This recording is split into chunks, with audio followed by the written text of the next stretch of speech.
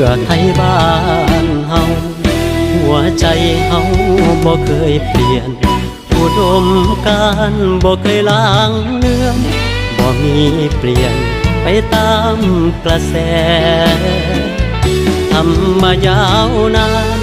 มีผลงานให้เบิ่งให้แลนี่คือของจริงของแท้เพื่อไทยบ้านเฮาทุกคนเมืองยโสธรดินแดนประชาธิปไตยเลือดเนื้อเราก็เพื่อไทยหัวใจเพื่อประชาชนจุดยืนมั่นคงบ่ลืมลงและ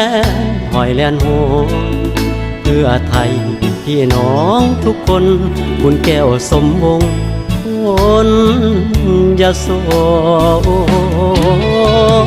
ธร